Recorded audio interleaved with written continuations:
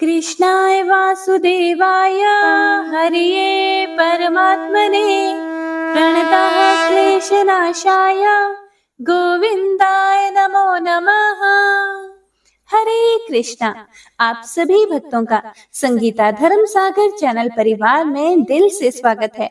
हे प्रिय भक्तों, आज एकादशी तिथि है और आज अजा एकादशी की कथा हमारे चैनल पर पोस्ट कर दी गई है, तो पुण्यमयी कथा को भी अवश्य सुनिएगा। भगवान श्री कृष्ण कहते हैं कि यदि आपने व्रत नहीं भी रखा है तो भी एकादशी कथा को सुनने मात्र से अश्वमेध यज्ञ का फल प्राप्त होता है। तो एक बार कथा का रसपान तो अवश्य ही कीजिएगा।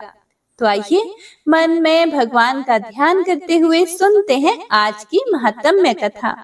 हे प्रिय भक्तों, आज अजा एकादशी है, तो आज हम सबसे पहले सुनेंगे समस्त पाप नाशक स्तोत्र। भगवान वेद व्यास जी द्वारा रचित 18 पुराणों में से एक अग्नि पुराण में अग्निदेव द्वारा महर्षि वशिष्ठ को दिए गए विभिन्न उपदेश हैं। इसके अंतर्गत इस पाप नाशक स्तोत्र के विषय में महात्मा पुष्कर कहते हैं कि मनुष्य चित्त की मलिनता, चोरी, हत्या, पर स्त्री गमन आदि विभिन्न पाप करता है, परंतु जब चित्त कुछ शुद्ध होता है तब उसे इन पापों से मुक्ति की इच्छा होती है। उस समय भगवान नारायण की दिव्य स्तुति करने से समस्त पापों का प्रायश्चित पूर्ण होता है। इसीलिए इस दिव्य स्तोत्र का नाम समस्त पाप नाशक स्तोत्र है। पुष्कर जी बोले, सर्वव्यापी विष्णु को सदा नमस्कार है, श्री हरि विष्णु को नमस्कार है। मैं अपने चित्त में स्थित सर्वव्यापी अहंकार शून्य श्री हरि को नमस्कार करता हूँ। मैं अपने मानस में विराजमान अव्यक्त, अनंत व अपराजित परमेश्वर को नमस्कार करता हूँ। सबके पूजनीय, जन्म व मरण से रहित प्रभावशाली श्री विष्णु को नमस्कार है। विष्णु मेरे चित्त में निवास करते हैं। विष्णु मेरी बुद्धि में विराजमान है। विष्णु मुझ में भी स्थित है। वे श्री विष्णु ही चराचर प्राणियों के कर्मों के रूप में स्थित हैं। उनके चिंतन से मेरे पाप का विनाश हो। जो ध्यान करने पर पापों का हरण करते हैं एवं भावना करने से स्वप्न में दर्शन देते हैं।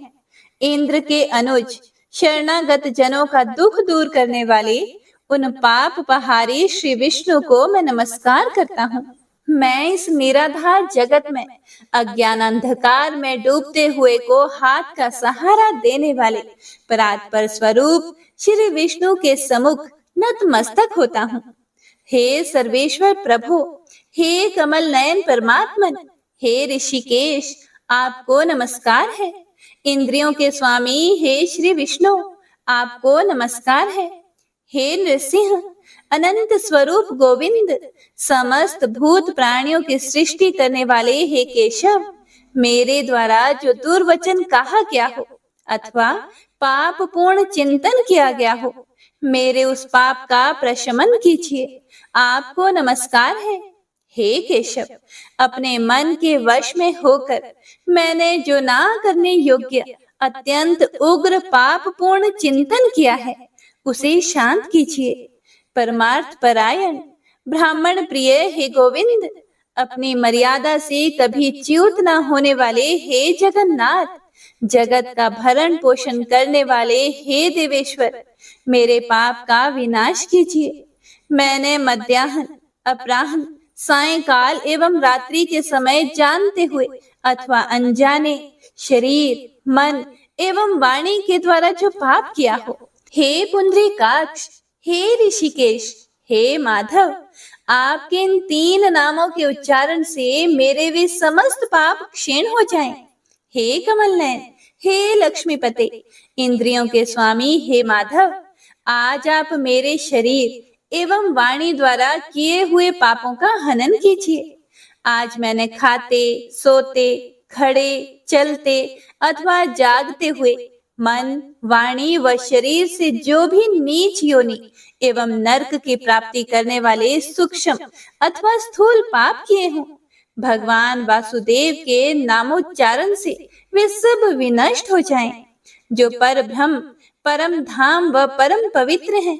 उन श्री विष्णु के संकीर्तन से मेरे पाप लुप्त हो जाएं, जिसको प्राप्त होकर ज्ञानी जन पुनः लौटकर नहीं आते, जो गंध स्पर्श आदि तन्मात्राओं से रहित है।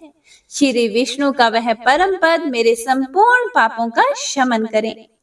हे प्रिय भक्तों, जो मनुष्य पापों का विनाश करने वाले इस स्तोत्र का पठन अथवा श्रवण करता है, वह शरीर, मन व वाणी जनित समस्त पापों से छूट जाता है एवं समस्त पाप ग्रहों से मुक्त होकर श्री विष्णु के परम पद को प्राप्त होता है। इसीलिए किसी भी पाप के हो जाने पर इस स्तोत्र का जप करना चाहिए। यह स्तोत्र पाप समूहों के प्रायश्चित के समान है। कृच्छ्र आदि व्रत करने वाले हेतु भी यह श्रेष्ठ है। स्तोत्र जप व व्रत रूप प्रायश्चित से संपूर्ण पाप नष्ट हो जाते हैं। इसीलिए भोग व मोक्ष की सिद्धि के लिए इनका अनुष्ठान करना चाहिए। तो यह था पाप नाशक स्तोत्र।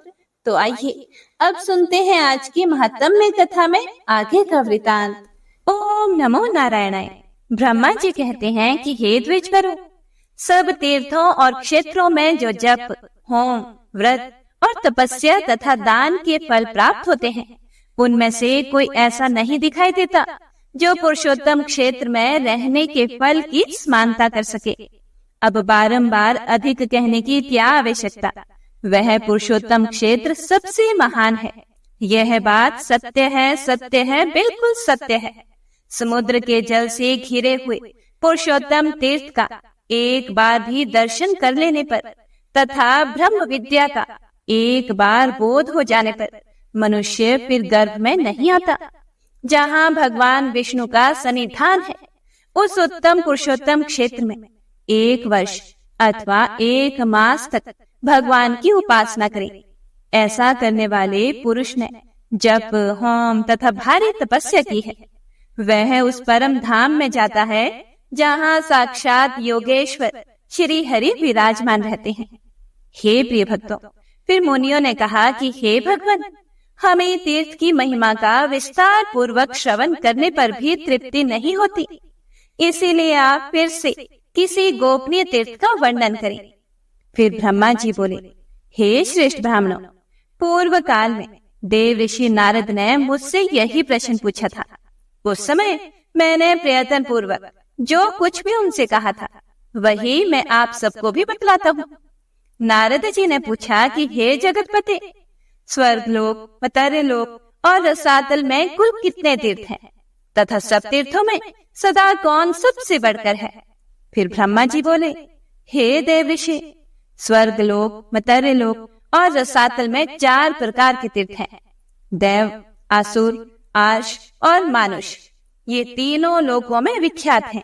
जम्बू द्वीप में भारतवर्ष तीर्थ भूमि है, वह तीनों लोकों में विख्यात है। हे पुत्र, वह कर्म भूमि है, इसीलिए उसे तीर्थ कहते हैं। पहले मैंने तुम्हें जो भी बताया है, वे सब तीर्थ भारतवर्ष में ही है। हिमालय और विंध्य पर्वत के बीच में 6 ऐसी नदियां हैं जिनका प्राकट्य ब्रह्मा, विष्णु तथा शिव इन देवताओं से हुआ है। इसी प्रकार दक्षिण समुद्र तथा विंध्य पर्वत के बीच में भी 6 देव संभव नदियां हैं। ये 12 नदियां प्रधान रूप से बतलाई गई हैं। गोदावरी, भीमरथी, तुंगभद्रा, कृष्णवेणी, तापी और पयोष्णी, ये विंध्य पर्वत के दक्षिण की नदियां हैं। भागीरथी, नर्मदा, यमुना, सरस्वती, विशोका और वितस्ता, ये विंध्याचल और हिमालय पर्वत से संबंध रखने वाली नदियां हैं। इन पुण्यमय नदियों को देव तीर्थ बताया गया है। गय, कोलासुर, वृत, त्रिपुर, अंधक, हयमूर्धा, लवन, नमूची, श्रीगंगक, यम, पाताल केतु, मय तथा पुष्कर, इनके द्वारा आवृत तीर्थ आसुर कहलाते हैं।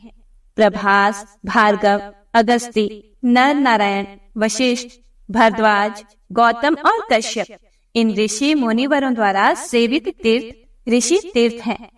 अम्बरीश, हरिश्चंद्र, मानधाता, मनु, कुरु, कनखल, भद्राश, सगर, अश्वयूप, नचिकेता, वृषकपि तथा अरिंदम आदि मानवों द्वारा निर्मित तीर्थ मानुष कहलाते हैं। ये सब यश तथा उत्तम फल की सिद्धि के लिए निर्मित हुए हैं।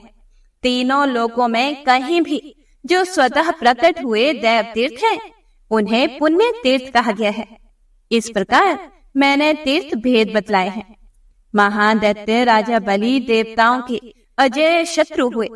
उन्होंने धर्म, यश, प्रजा पालन, गुरु भक्ति, सत्य भाषण, बल, पराक्रम, त्याग और क्षमा के द्वारा वह सम्मान प्राप्त किया जिसकी तीनों लोकों में कहीं भी उपमा नहीं है। उनकी बढ़ती हुई समृद्धि को देखकर देवताओं को बड़ी चिंता हुई। वे आपस में ही सलाह करने लगे कि हम बलि को कैसे जीतें। राजा बलि के शासन काल में तीनों लोग निष्कंटक थे। कहीं पर आधी व्याधि अथवा शत्रुओं की बाधा नहीं थी। अनावृष्टि और अधर्म का तो नाम भी नहीं था। स्वप्न में भी किसी को दुष्ट पुरुष का दर्शन नहीं होता था। देवताओं को उनकी उन्नति बाण की तरह चुभती थी। बलि की कीर्ति रूपी तलवार से वे टुकड़े टुकड़े हुए जाते थे तथा उनके शासन रूपी शक्ति से देवताओं के समस्त अंग विदीर्ण हो रहे थे। इसीलिए उन्हें कभी शांति नहीं मिलती थी। देवता उनसे द्वेष करने लगे, उनके यश रूपी अग्नि से जलने लगे। इसीलिए वे व्याकुल होके भगवान विष्णु की शरण में गए। देवता बोले, शंख, चक्र और गदा धारण करने वाले हे जगन्नाथ, हम पीड़ित हैं, हमारी सत्ता छीन गई है। आप हमारी ही रक्षा के लिए अस्त्र शस्त्र धारण करते हैं। आप जैसे स्वामी के होते हुए हम पर ऐसा दुख आ पड़ा है। हमारी जो वाणी आपको प्रणाम करती थी, वही एक दैत्य को कैसे नमस्कार करेगी। हे सुरेश्वर, आपके ऐश्वर्य से पुष्ट हो अपने ही पराक्रम से तीनों लोगों को जीतकर हम स्थिर होंगे। दैत्य को कैसे नमस्कार करें। देवताओं का यह वचन सुनकर दैत्यों का संहार करने वाले भगवान ने देव कार्य की सिद्धि के लिए इस प्रकार कहा। श्री भगवान बोले, हे देवताओं, बलि मेरा भक्त है, उसे देवता और असुर कोई भी नहीं मार सकते। जैसे तुम लोग मेरे द्वारा पालन पोषण के योग्य हो, वैसे ही बलि भी है। मैं बिना युद्ध के ही स्वर्ग में बलि का राज्य छीन लूंगा और बलि को बांधकर तुम्हारा राज्य तुम्हें लौटा दूंगा। फिर ब्रह्मा जी कहते हैं कि बहुत अच्छा कहकर देवता स्वर्ग में चले गए। इधर देवताओं के स्वामी भगवान विष्णु ने अदिति के गर्भ में प्रवेश किया। उनके जन्म के समय अनेक प्रकार के उत्सव होने लगे। यज्ञेश्वर यज्ञ पुरुष स्वयं ही वामन रूप में अवतीर्ण हुए। इसी समय बलवानों में श्रेष्ठ बलि ने अश्वमेध यज्ञ की दीक्षा ली। प्रधान ऋषि तथा वेद वेदांकों के ज्ञाता पुरोहित शुक्राचार्य ने उस यज्ञ का आरंभ कराया। स्वयं शुक्र ही यज्ञ के आचार्य थे। उस यज्ञ में भविष्य का भाग लेने के लिए जब सब देवता पास में आए, दान दो, भोजन करो, सबका सत्कार करो, पूर्ण हो गया इत्यादि शब्द यज्ञ मंडप में गूंजने लगे। उसी समय विचित्र कुंडल धारण किए हुए साम गान करते हुए वामन जी धीरे धीरे यज्ञशाला में आए। वहां आने पर वे यज्ञ की प्रशंसा करने लगे। शुक्राचार्य ने उन्हें देखते ही समझ लिया कि ये ब्राह्मण रूपधारी वामन देवता वास्तव में दैत्यों के विनाशक, यज्ञ और तपस्या के फल देने वाले और राक्षस कुल का संहार करने वाले साक्षात विष्णु हैं। बलवानों में श्रेष्ठ महातेजस्वी राजा बलि क्षत्रिय धर्म के अनुसार विजयी होकर भक्ति पूर्वक धन का दान करते हुए अपनी पत्नी के साथ यज्ञ की दीक्षा लेकर बैठे हुए थे और भविष्य का हवन करते हुए यज्ञ पुरुष का ध्यान कर रहे थे। शुक्राचार्य जी ने वामन जी को पहचान कर तुरंत ही राजा बलि से कहा, हे राजन, ये जो बौने शरीर वाले ब्राह्मण तुम्हारे यज्ञ में आए हैं, वे वास्तव में ब्राह्मण नहीं, यज्ञ वाहन यज्ञेश्वर विष्णु जी हैं। हे प्रभु, इसमें तनिक संदेह नहीं कि ये देवताओं का हित करने के लिए बालक रूप धारण करके तुमसे कुछ याचना करने आए हैं। इसीलिए पहले मुझसे सलाह लेकर पीछे इन्हें कुछ देना चाहिए। यह सुनकर शत्रु विजयी बलि ने अपने पुरोहित शुक्राचार्य से कहा, मैं धन्य हूँ जिसके घर पर साक्षात यज्ञेश्वर मूर्तिमान होकर पधारते और कुछ याचना करते हैं। अब इसमें सलाह लेने की योग्य कौन सी बात रह जाती है। ऐसा कहकर पत्नी और पुरोहित शुक्राचार्य के साथ राजा बलि उस स्थान पर आए जहाँ अदिति नंदन वामन जी विराजमान थे। राजा ने हाथ जोड़कर पूछा कि हे भगवान, बताइए आप क्या चाहते हैं। तब वामन जी ने कहा कि हे महाराज, केवल 3 पग भूमि दे दीजिए और किसी धन की मुझे आवश्यकता नहीं है। बहुत अच्छा। ऐसा कहकर राजा बलि ने रतन जटित कलश से जल लिया और वामन जी को भूमि संकल्प करके दे दी। सभी महर्षि और शुक्राचार्य चुपचाप मौन होकर देखते रहे। वामन जी ने धीरे से कहा, हे राजन, स्वस्ति, आप सुखी रहें। मुझे मेरी नापी हुई 3 पग भूमि दे दीजिए। बलि ने तथास्तु कहकर जैसे ही वामन जी की ओर देखा, वे विराट रूप हो गए। चंद्रमा और सूर्य उनकी छाती के सामने आ गए। उन्हें इस रूप में देखकर अपनी पत्नी सहित दैत्यराज बलि ने विनय पूर्वक कहा, हे जगन्मय विष्णु, आप अपनी शक्ति भर पैर बढ़ाइए। विष्णु जी बोले, हे दैत्यराज, देखो मैं पैर बढ़ाता हूँ। बलि ने कहा कि बढ़ाइए, अवश्य बढ़ाइए प्रभु। तब भगवान ने पृथ्वी के नीचे स्थित कच्छप की पीठ पर पैर रखकर पहला पग बलि के यज्ञ में रखा, किंतु उनका दूसरा पग ब्रह्मलोक तक जा पहुंचा। उस समय उन्होंने बलि से कहा, हे दैत्यराज, मेरा तीसरा पग रखने के लिए तो स्थान ही नहीं है, कहाँ रखूं, स्थान दो। यह सुनकर बलि ने हंसते हुए कहा, हे जगन्मय देवेश्वर, आपने ही तो जगत की सृष्टि की है, मैं तो इसका सृष्टा नहीं हूँ। यदि यह छोटा या थोड़ा हो गया तो इसमें आपका ही दोष है, मैं क्या करूं। हे केशव, फिर भी मैं कभी असत्य नहीं बोलता, इसीलिए मेरे सत्य की रक्षा करते हुए आप अपना तीसरा पग मेरी पीठ पर ही रखिए। बलि का यह वचन सुनकर वेद त्रिय रूप देव पूजित भगवान प्रसन्न होकर बोले, हे दैत्यराज, मैं तुम्हारी भक्ति से बहुत प्रसन्न हूँ, तुम्हारा कल्याण हो, तुम कोई वर मांगो। तब बलि ने जगत के स्वामी भगवान त्रिविक्रम से कहा, अब मैं आपसे याचना नहीं करूंगा।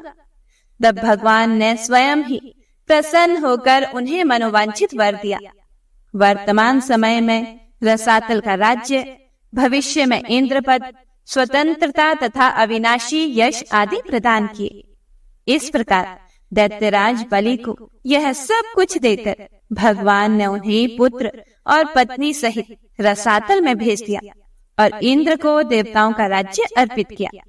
इसी बीच में उनका जो दूसरा पग मेरे लोक में पहुंचा था, उसे देखकर मैंने सोचा कि यह मेरे जन्मदाता भगवान विष्णु का चरण है, जो सौभाग्यवश मेरे घर पर आ पहुंचा है। इसके लिए मैं क्या करूं जिससे कि मेरा कल्याण हो। मेरे पास जो यह श्रेष्ठ कमंडलू है, इसमें भगवान शंकर का दिया हुआ पवित्र जल है।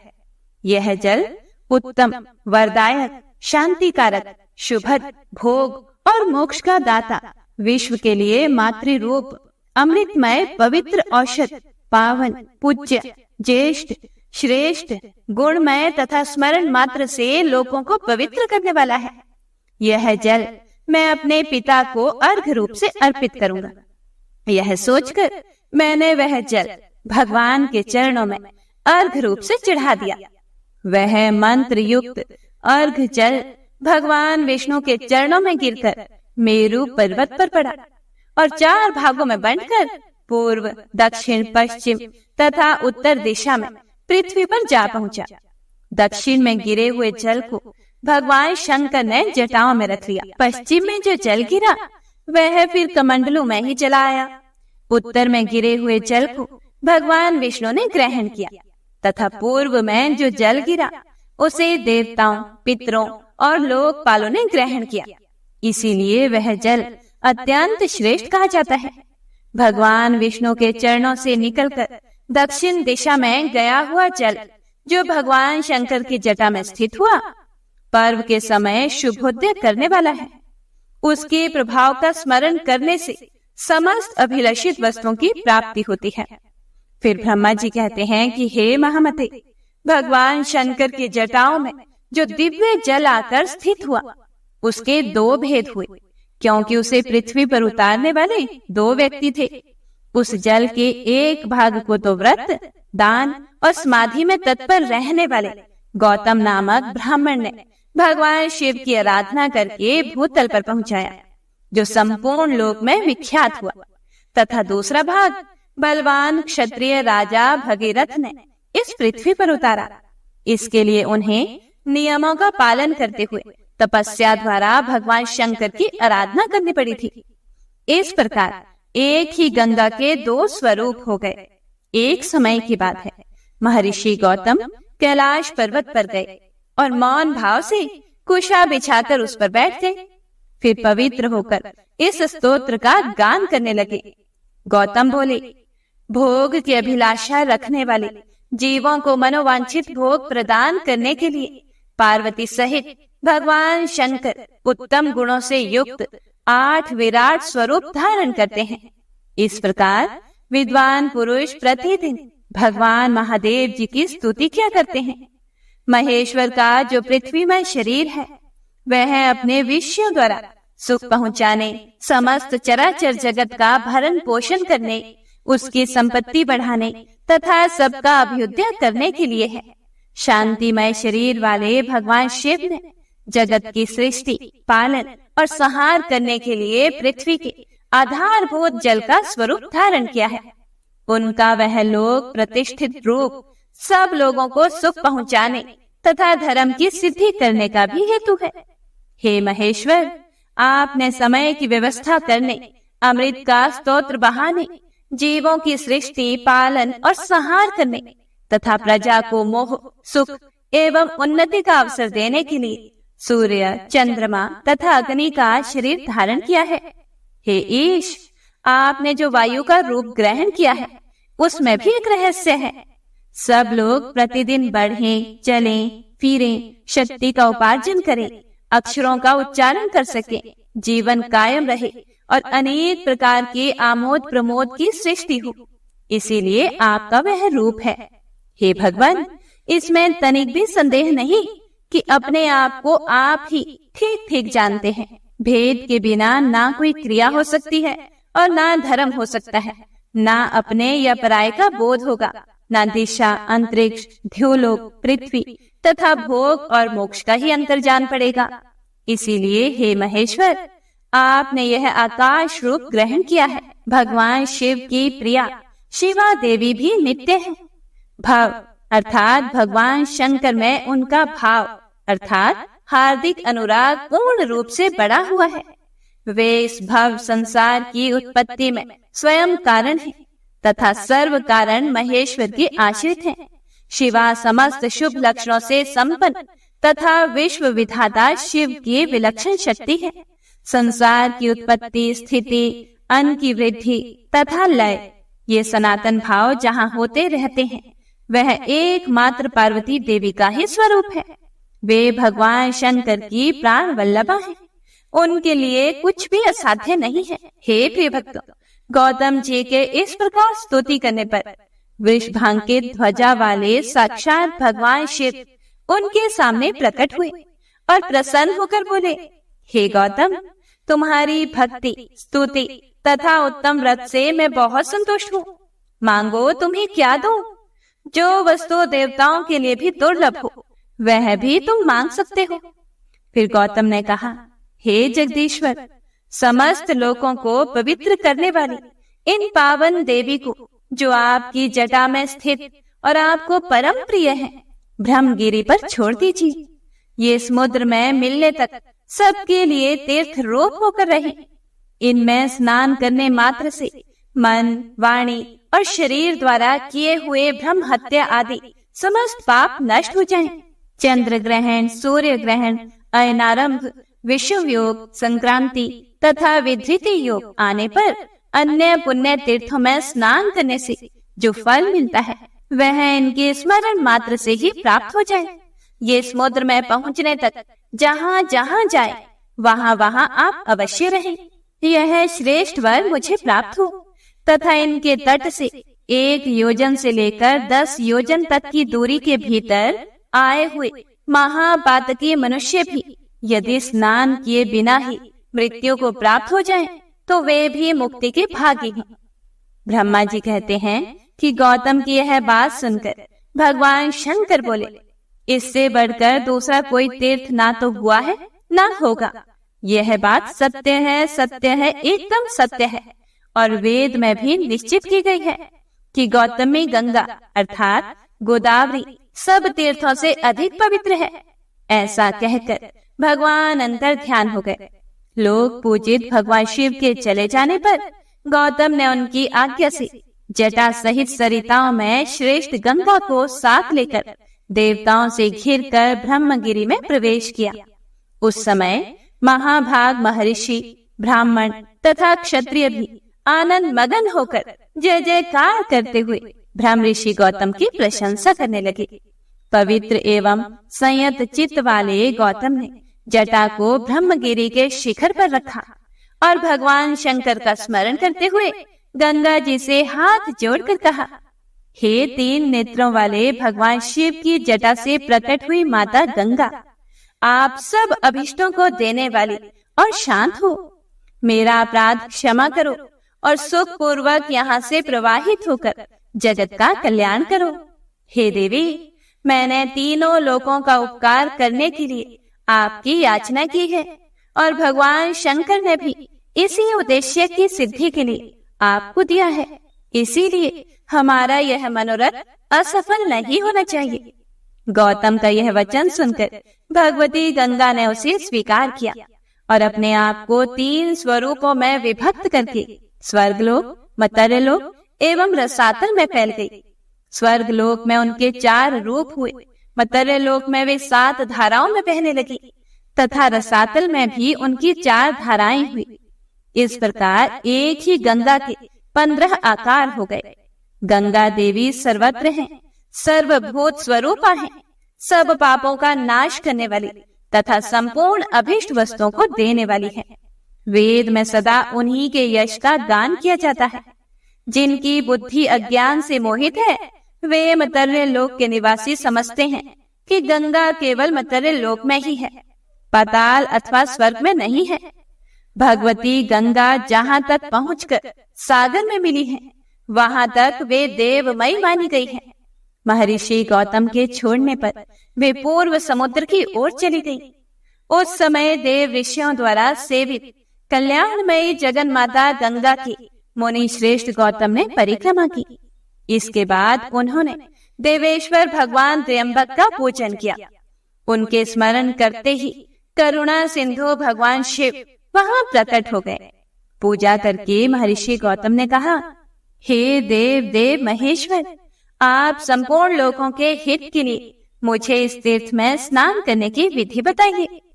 फिर भगवान शिव बोले, हे महर्षि, गोदावरी में स्नान करने की संपूर्ण विधि सुनो। पहले नांदी मुख श्राद्ध करके शरीर की शुद्धि करें, फिर ब्राह्मणों को भोजन कराएं और उनसे स्नान करने की आज्ञा लें। उसके बाद ब्रह्मचर्य का पालन करते हुए गोदावरी नदी में स्नान करने के लिए जाएं। उस समय पतित मनुष्यों के साथ वार्तालाप ना करें। जिसके हाथ, पैर और मन भली भांति संयम में रहते हैं वही तीर्थ का पूरा फल पाता है। भाव दोष अर्थात दुर्भावना का परित्याग करके अपने धर्म में स्थिर रहें और थके मांदे पीड़ित मनुष्यों की सेवा करते हुए उन्हें यथा योग्य अन्न दें। जिनके पास कुछ नहीं है ऐसे साधुओं को वस्त्र और कंबल दें। भगवान विष्णु की तथा गंगा जी के प्रकट होने की दिव्य कथा सुने। इस विधि से यात्रा करने वाला मनुष्य तीर्थ के उत्तम फल का भागी होता है। हे गौतम, गोदावरी नदी में 2-2 हाथ भूमि पर तीर्थ होंगे। उनमें मैं स्वयं सर्वत्र रहकर सबकी समस्त मनोकामनाओं को पूर्ण करता रहूंगा। सरिताओं में श्रेष्ठ नर्मदा अमरकंटक पर्वत पर अधिक उत्तम मानी गई है। यमुना का विशेष महत्व उस स्थान पर है जहाँ वे गंगा से मिली हैं। सरस्वती नदी प्रभास तीर्थ में श्रेष्ठ बताई गई है। तृष्णा, भीमरथी और तुंगभद्रा, इन 3 नदियों का जहाँ समागम हुआ है, वह तीर्थ मनुष्यों को मुक्ति देने वाला है। इसी प्रकार प्योष्णी नदी भी जहाँ तप्ती अर्थात ताप्ती में मिली है, वह तीर्थ मोक्षदायक है। परंतु ये गौतमी गंगा मेरी आज्ञा से सर्वत्र सर्वदा और सब मनुष्यों को स्नान करने पर मोक्ष प्रदान करेंगी। कोई कोई तीर्थ किसी विशेष समय में देवता का शुभागमन होने पर अधिक पुण्य में माना जाता है, किंतु गोदावरी नदी सदा ही सबके लिए तीर्थ है। हे मुनि श्रेष्ठ, 200 योजन के भीतर गोदावरी नदी में 3.5 करोड़ तीर्थ होंगे। ये गंगा निम्नांकित नामों से प्रसिद्ध होगी: माहेश्वरी, गंगा, गौतमी, वैष्णवी, गोदावरी, नंदा, सुनंदा, कामदायिनी, ब्रह्म तेजः स्मानिता तथा सर्व पाप प्रणाशिनी। गोदावरी मुझे सदा ही प्रिय है। वे स्मरण मात्र से पाप राशि का विनाश करने वाली हैं। 5 भूतों में जल श्रेष्ठ है। जल में भी जो तीर्थ का जल है, वह सर्वश्रेष्ठ माना गया है। तीर्थ जल में भी भागीरथी गंगा श्रेष्ठ है और उनसे भी गौतमी गंगा उत्कृष्ट मानी गई है, क्योंकि वे भगवान शंकर की जटा के साथ लाई गई थी। इसीलिए इनसे बढ़कर कल्याणकारी तीर्थ दूसरा कोई नहीं है। हे मुने, स्वर्ग, पृथ्वी और पाताल में भी गंगा सभी मनोरथों को पूर्ण करने वाली है। आगे श्री ब्रह्मा जी कहते हैं, हे नारद, इस प्रकार साक्षात भगवान शंकर ने संतुष्ट होकर महात्मा गौतम को गोदावरी का जो महात्म्य बतलाया था, वही मैंने तुमको सुनाया है। ओम नमो नारायणाय। हे प्रिय भक्तों, आज का अध्याय बस इतना ही। इससे आगे का वृतांत आप अगले अध्याय में सुनिएगा। वंशी शोभित कर मधुर नील जलद तन श्याम, अरुण अधर जनु बिंब फल नयन कमल अभिराम, पूर्ण इंद्र अरविंद मुख पीतांबर शुभ साज, जय मन मोहन मदन छवि कृष्ण चंद्र महाराज।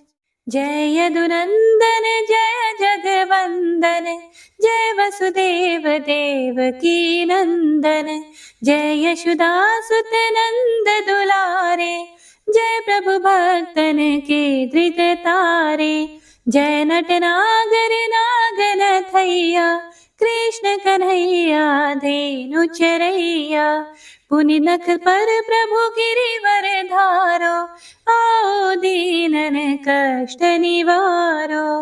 वंशी मधुरे अधर धर तेरे, होवे पूर्ण मनोरथ मेरी, आओ हरि पुनि माखन चाखो, आज लाज भारत की राखो।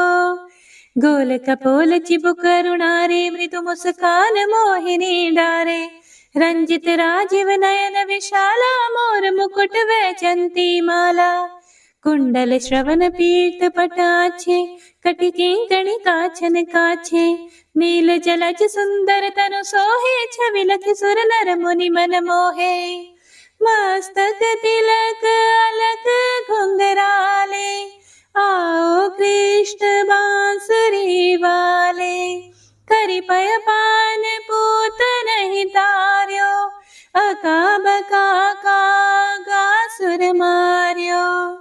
मधुवन जलत अग्नि जब ज्वाला, भय शीतल लखि तहि नंद लाला, सुरपति जब ब्रज चढ़े और साई, मोसर धार वारी वर्षाई, लगत लगत ब्रज चहन बहायो, गोवर्धन नख धारी बचायो, लखी यशोदा मन ब्रह्माधिकाई, मुख मह 14 भुवन दिखाई, दुष्ट कंस अति उधम मचायो, कोटि कमल जब फूल मंगायो, नाथी काली यही तब तुम लीन है, चरण चिन्ह दई निर्भय कीन है, करी गोपिन संग रास विलासा, सबकी पूर्ण करी अभिलाषा।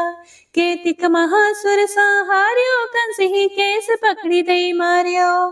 मात पिता की बंदी छुड़ाई, उग्रसेन कहा राज दिलाई। मही से मृतक छहो सुत लायो, मातु देव की शोक मिटायो। भौमासुर मुर दैत्य सहारी, लाए शत दश सहस कुमारी। दई भी नहीं तृण चीर सहारा, जरा सिंधु राक्षस कह मारा। असुर बकासुर आदिक मार्यो, भक्तन के तब कष्ट निवार्यो। दीन सुदामा के दुख टार्यो, तंदुल 3 मूठ मुख डार्यो। प्रेम के साग विदुर धर मांगे, दुर्योधन के मेवा त्यागे। लखी प्रेम की महिमा भारी, ऐसे श्याम दीन हितकारी। भारत के पारथ रथ हाके, लिए चक्र करे नहीं बलता के। निज गीता के ज्ञान सुनाए, भक्तन हृदय सुधा वर्षाए। मीरा थी ऐसी मतवाली, विष पी गई बजा कर ताली। राणा भेजा सांप पिटारी, शालिग्राम बने बनवारी। निज माया तुम विधि दिखायो, उरते संशय सकल मिटायो। तब शत निंदा करि तत्काला, जीवन मुक्त भयो शिशुपाला। जब ही द्रौपदी तीर लगाई, दीनानाथ लाज अब जाई। तुरत ही वसन बने नंदलाला, बढ़े चीर भई अरि मोह काला। असनाथ के नाथ कन्हैया, डूबत भंवर बचावत नैया। सुंदर दास आसुर धारी, दया दृष्टि कीजे बनवारी। नाथ सकल मम कुमति निवारो, क्षमहु बेगी अपराध हमारो। खोलो पट अब दर्शन दीजिए, बोलो कृष्ण कन्हैया की जय। बोलो कृष्ण कन्हैया की जय। बोलो कृष्ण कन्हैया की जय। यह चालीसा कृष्ण का पाठ करे उरधारी, अष्ट सिद्धि नवनिधि फल, लहे पदारथ चारी। जय श्री कृष्ण।